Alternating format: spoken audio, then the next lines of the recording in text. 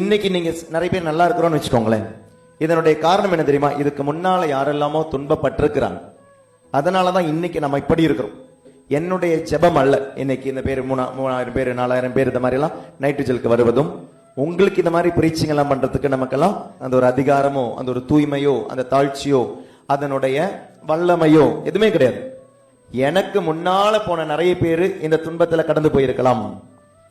இயேசு என்னும் நபரை ஆண்டவர் தேர்ந்தெடுத்த பொழுது இயேசுனுடைய வாழ்க்கையில முன்னால நிறைய பேருடைய துன்பங்களும் அதில் கணக்கில் எடுக்கப்படுகிறது. பலருடைய துன்பத்தின் வழியாக வந்து நிற்பதுதான் இன்னைக்கு நம்ம சொல்ற ஆசீர்வாதங்கள். அவங்க எல்லாமே அவங்களுடைய துன்பங்களில் உண்மையாக இருந்ததால் இன்னைக்கு என்னுடைய வாழ்க்கையில மேபி நான் உண்மையா இல்லைனாலும் ஆண்டவர் என் வழியாக ஆசீர்வதித்துக் கொண்டிருக்கலாம். என்னுடைய பாட்டியெல்லாம் இறக்கும் பொழுது கடைசி வருஷம் அவங்களுடைய கண் பார்வை போயிடுச்சு. ஆனா எப்பவுமே அவங்களுடைய பழைய ஜெப புத்தகம் ஒண்ணு இருந்திருக்கு.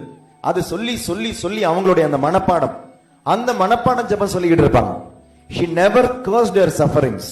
அம்மா ஏறக்குறை 20 வருஷம் துன்பப்பட்டு நோய்வாய்ப்பட்டு படுத்த படுக்கையா தான் இருந்தாங்க. 20 வருடங்கள் வெளியே போனதே கிடையாது. எங்கேயாவது போகணும் அப்படின்னு ஞாயிற்றுக்கிழமை மட்டும் திருப்பலிக்கு போவாங்க. அது ஆட்டோ வச்சு வீட்டில் இருக்கிறவங்க கொண்டு போவாங்க. இப்படிதான் இருந்தது அம்மாவுடைய வாழ்க்கை 20 வருஷம்.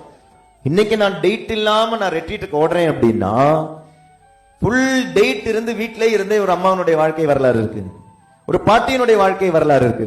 அவங்களுடைய துன்பங்களில் அவங்க உண்மையா இருந்தது இருக்கு. அதனால இன்னைக்கு ஒரு அப்பாவா ஒரு அம்மாவா நீங்க இன்னைக்கு துன்பப்படும் பொழுது ஆண்டவரே ஏன் இந்த துன்பம் கேட்காதீங்க. அந்த ஆசீர்வாதங்களை நீங்க இன்னைக்கு பார்க்க மாட்டீங்க. உங்களுடைய மகன் இல்ல உன்னுடைய மகள் இல்ல உன்னுடைய மகனுடைய மகன் ஆண்டவர் தேர்ந்தெடுப்பினுடைய ஒரு ஆசீர்வாதமா இருக்கலாம். அது